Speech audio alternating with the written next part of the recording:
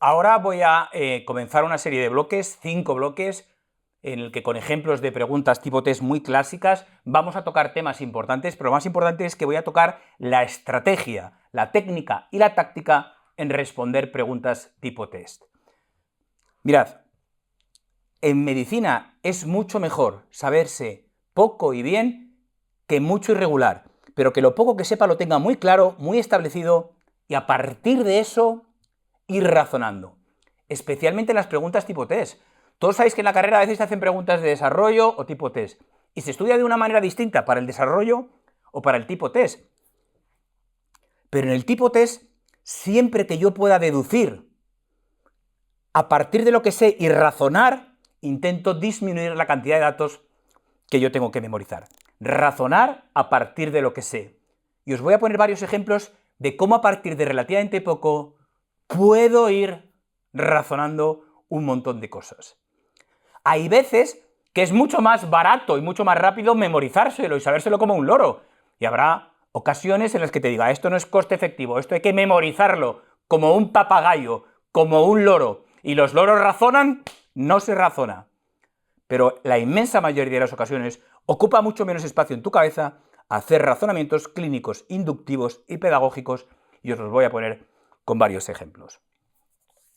Bien, si yo os cuento un paciente diabético, hipertenso, hipercolesterolémico, que acude a urgencias de su hospital por un dolor centrotorácico opresivo, irradiar al brazo izquierdo, al brazo derecho, al cuello, a la mandíbula, con sudoración, con sensación de muerte, y que se alivia con una nitroglicerina sublingual, se puede afirmar, te lo juro por mi vida, que este dolor es una angina. Hombre, te lo juro por mi vida, no. Yo diría que esto es una angina de esfuerzo clara, porque el diagnóstico de la angina de pecho es clínico, se diagnostica con esta clínica, pero desgraciadamente no siempre lo es, porque obviamente la nitroglicerina, al ser vasodilatador coronario, mejora la perfusión coronaria y alivia la angina.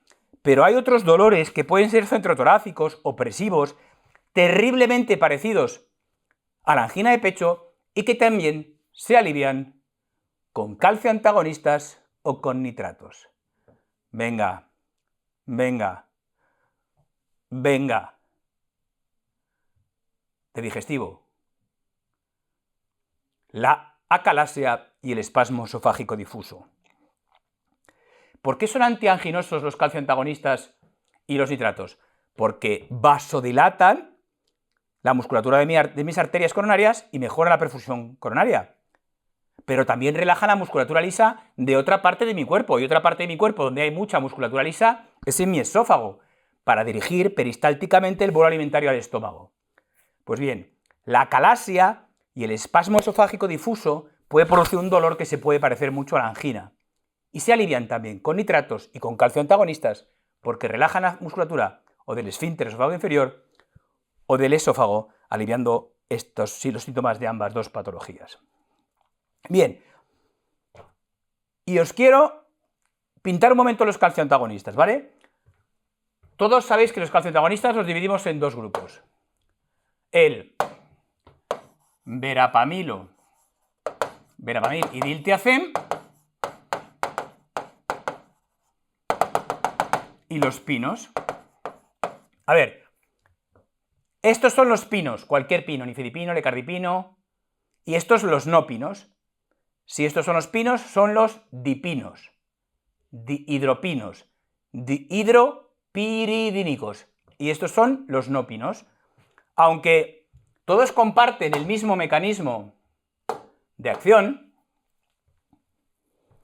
aunque todos se llaman calcioantagonistas, el mecanismo de acción es diferente. El verapamilo y el diltiazem son los que actúan a nivel central en el corazón, quitando frecuencia cardíaca, siendo cronotroponegativos, y quitando fuerza al corazón, siendo inotroponegativos, y los pinos son fundamentalmente vasodilatadores periféricos.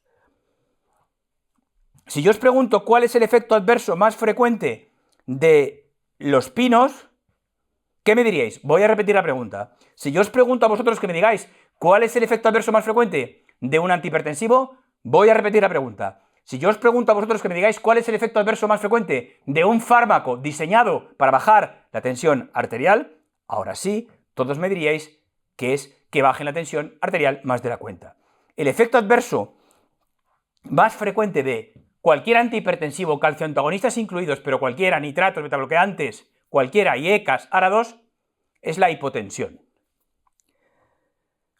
Pero bueno, luego está lo más típico, lo más específico, lo más característico, lo que le da una particularidad, lo que le da un rasgo que le hace diferente de otras patologías o de otro grupo farmacológico.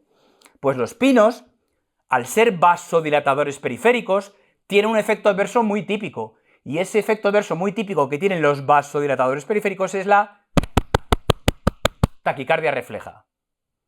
De manera que cuando necesitamos asociar dos antianginosos o dos antihipertensivos, los pinos que producen taquicardia refleja son una excelente combinación con ¿qué fármaco? Que empieza por mi nombre, betabloqueantes. Porque los betabloqueantes, al disminuir la fuerza del corazón y también la frecuencia cardíaca, minimizan esa taquicardia refleja que producen los vasodilatadores periféricos. Sin embargo, el verapamil y el diltiazem, que actúan a nivel central, siendo inotropo y cronotropo negativos, exactamente igual que los betabloqueantes, no se pueden combinar. Es una contraindicación formal no verapamilo y diltiazem con betabloqueantes, porque los dos actúan al mismo nivel. Puedes poner a un paciente muy malo, y poner a un paciente muy malo es meter al paciente en edema agudo de pulmón, y un paciente en edema agudo de pulmón es un paciente que echa espuma rosa por la boca. Alguna vez algún alumno me ha preguntado, ¿y los edemas? Los edemas los pueden producir cualquiera de ellos, cualquiera. Y es por efecto venodilatador, lo cual es un problema muchas veces porque son edemas bilaterales, muchas veces los confundimos con insuficiencia cardíaca y lo producen todos, sobre todo los pinos. Pero todos los calcioantagonistas pueden producir edemas. Mirad, cualquier fármaco de este mundo puede producir diarrea, cualquier fármaco de este mundo. Pero hay tres fármacos que típicamente no producen diarrea, sino que producen estreñimiento.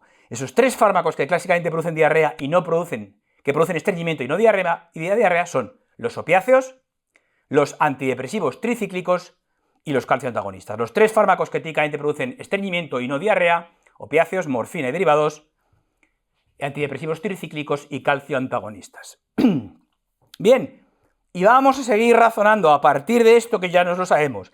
Y sabemos que son venodilatadores, que vasodilatan las arterias, las coronarias, el esófago.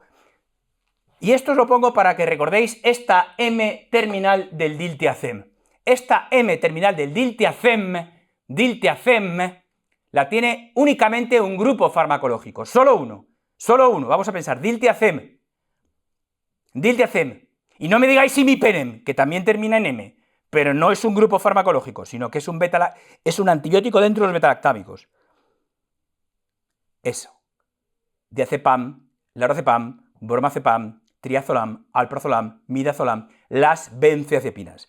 Es decir, el diltiazem, que es una benzodiazepina que comparte propiedades comunes con las benzodiazepinas, reúnen propiedades farmacológicas comunes.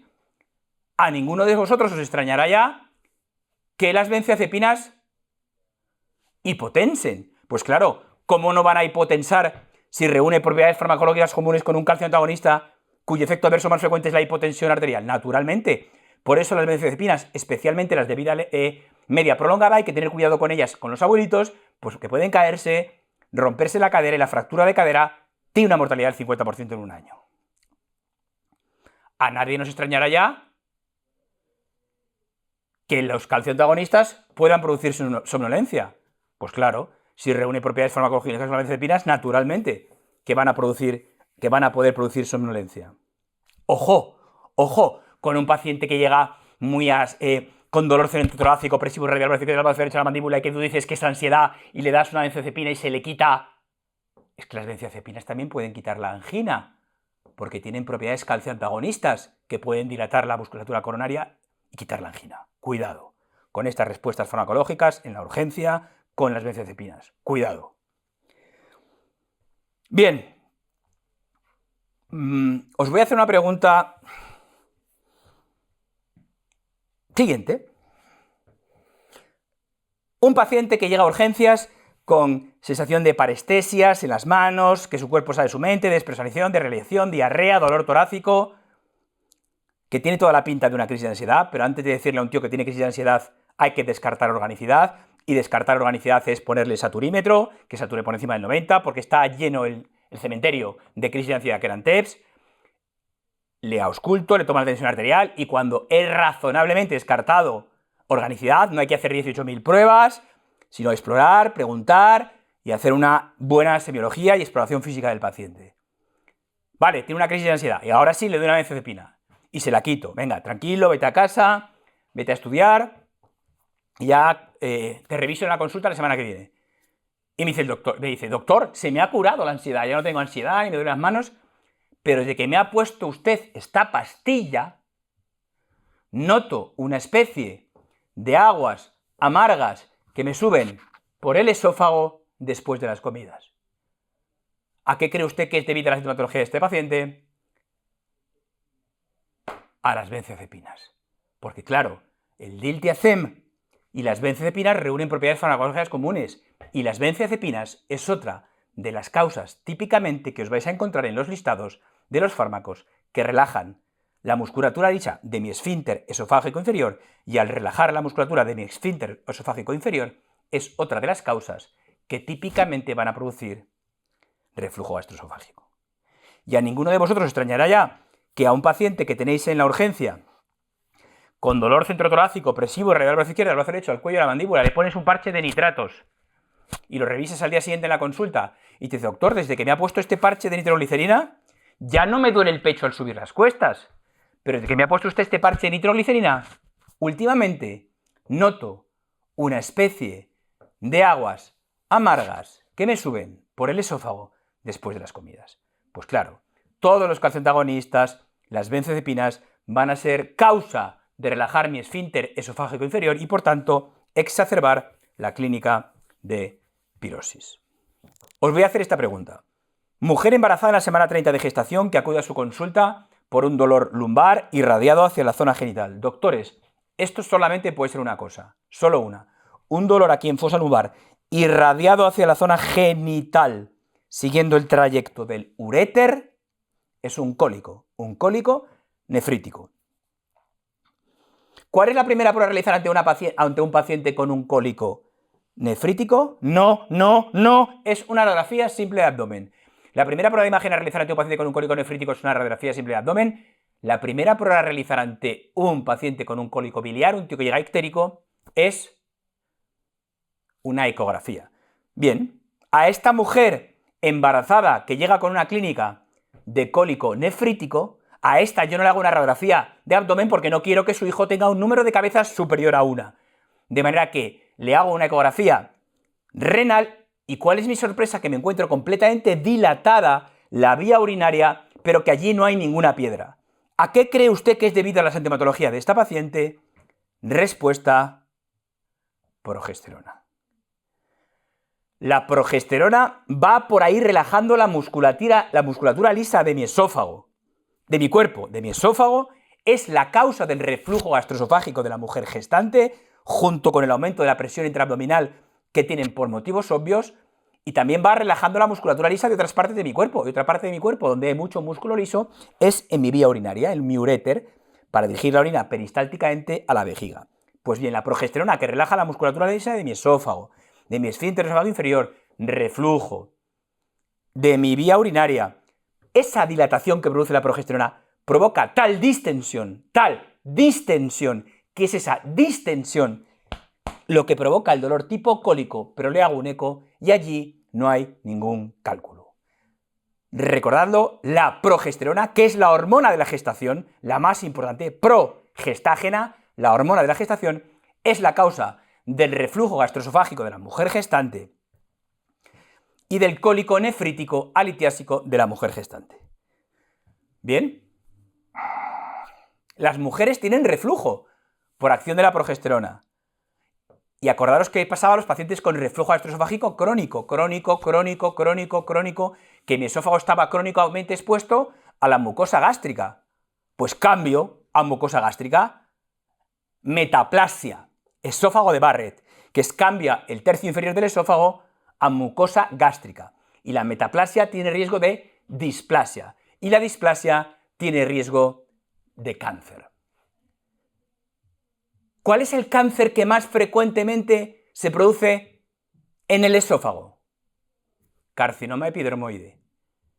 ¿Cuál es el cáncer que más frecuentemente está en el tercio inferior del esófago que está relacionado con el Barrett?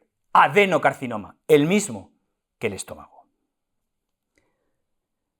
¿Qué harán las mujeres para protegerse de este reflujo gastroesofágico que tienen crónicamente por acción de la progesterona y por el aumento de la presión intraabdominal que tienen? Pues es fisiológico que las mujeres bajen un poco el pH gástrico, por lo que la hipocloridria es fisiológica en la mujer gestante para protegerla en parte de esa erosión que se produce y evitar que haga un Barrett.